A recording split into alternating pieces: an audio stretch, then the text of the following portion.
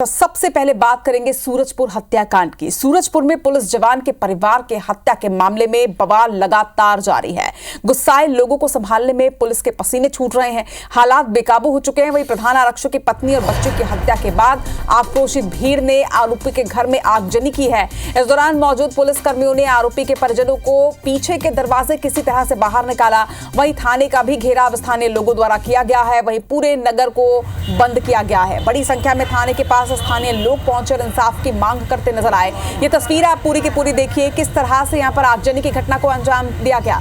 दरअसल सूरजपुर में जिस तरह से हत्याकांड हुआ उसके बाद लोगों का गुस्सा फूटा है। आरोपी कुलदीप के घर पर आगजनी की गई है। दरअसल सूरजपुर में जिला बदर आदतन अपराधी कुलदीप साहू ने 2 बड़ी वारदातों को अंजाम दिया। बीती रात दुर्गा प्रतिमा विसर्जन के दौरान आरोपी ने विवाद के बाद आरक्षक घनश्याम सोनवानी के ऊपर खौलता तेल फेंक दिया और मौके से फरार हो गया। गंभीर रूप से झुलसे जवान घनश्याम को इलाज के लिए भर्ती किया गया। वहीं वारदात के बाद पुलिस फोर्स आरोपी की तलाश में जुटी। आरोपी की तलाश में प्रधान आरक्षक तालिब शेख भी जुटे रहे। इस दौरान पुलिस को आरोपी रास्ते में दिखा, जिसे पकड़ने की कोशिश भी हुई, लेकिन आरोपी मौके से फरार होने में कामयाब रहा। इस दौरान पुलिस ने आरोपी के कार के टायर पर फायरिंग की। जब देर रात तक आरोपी नहीं मिला तो सभी जवान अपने घर रवाना हो गए। प्रधान आरक्षक तालिब शेख भी जब घर पहुंचे तो घर का नजारा चौंकाने वाला था।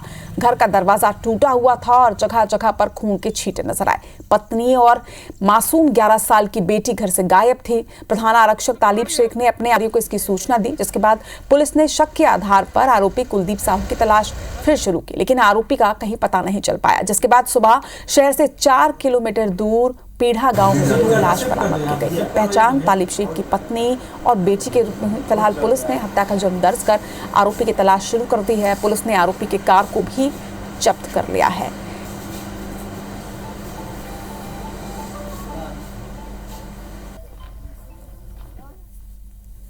संदेही जो कुलदीप साहू जो निगरानी बदमाश है, उसके द्वारा घटनाकारी की जानकारी प्राप्त हुई है। जहां कहीं भी होगा हम इसको निकालेंगे, क्योंकि ये पुलिस परिवार के ऊपर हमला है और ये इस तरीके के मतलब ऐसी आतंकी गतिविधियां पुलिस किसी भी ढंग से बर्दाश्त नहीं करेगी।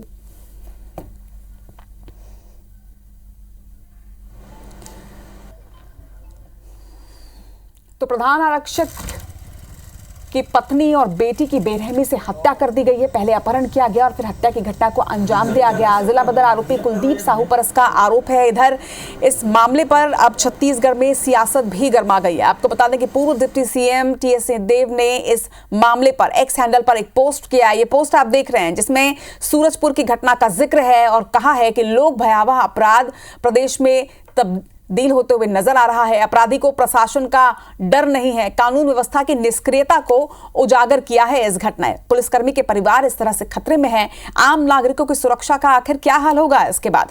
इधर इस पर कांग्रेस प्रवक्ता सुशील आनंद शुक्ला ने भी बीजेपी पर तंज कसते हुए कहा है कि आरोपी कुछ कहा है। वही आरोपों पर डिप्टी सीएम अरुण साव ने कांग्रेस पर तंज कसते हुए पलटवार किया।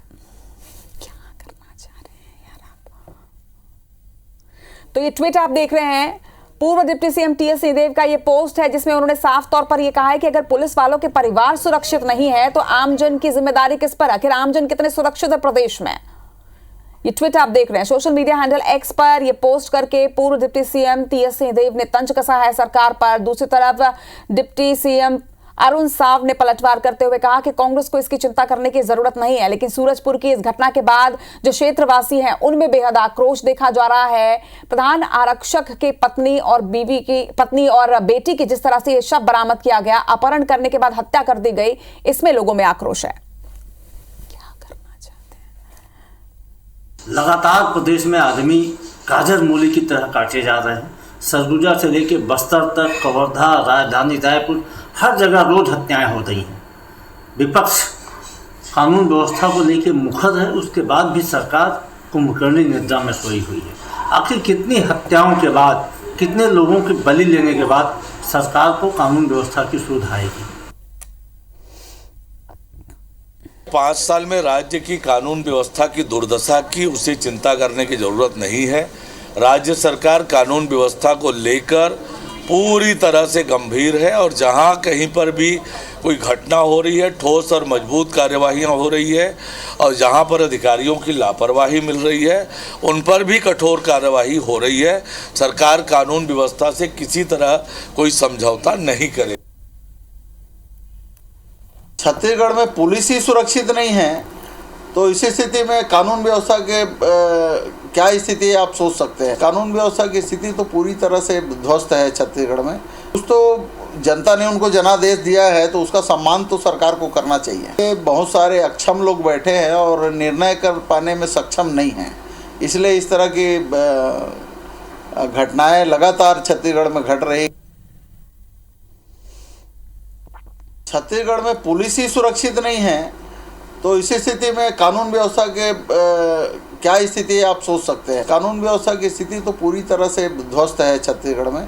कुछ तो जनता ने उनको जनादेश दिया। तो सूरजपुर हत्याकांड मामले में अब लगातार सियासत देखी जा रही है। एक तरफ कांग्रेस साफ तौर पर तंज कस रही है कि अगर पुलिस का परिवार ही और पुलिस वाले ही सुरक्षित नहीं है प्रदेश में तो प्रदेश की क्या स्थिति है ये समझा जा सकता है। दूसरी तरफ अब सरकार की तरफ से भी एक बयान जारी किया गया है। माफ कीजिएगा, डिप्टी सीएम अरुण साव का ये साफ तौर पर कहना है कि प्रदेश की स्थिति 5 सालों में बेहद खराब थी और अब जाके इस पर सुधार किया जा रहा है। जो भी जिम्मेदार होगा उस पर कार्रवाई की जाएगी। वहीं कांग्रेस पर पलटवार करते हुए उन्होंने कहा कि कांग्रेस को इस तरह की स्थिति की चिंता करने की आवश्यकता नहीं है। लेकिन सूरजपुर हत्याकांड में आक्रोश देखा जा रहा है। अब क्षेत्रवासियों का आक्रोश, तस्वीरें आप देख रहे हैं उस क्षेत्र की, उस जगह की जहां पर लाश बरामद की गई है। आपको बता दें कि अपहरण करने के बाद पत्नी और बेटे की हत्या कर दी गई है। सूरजपुर में लगातार हंगामा हो रहा है।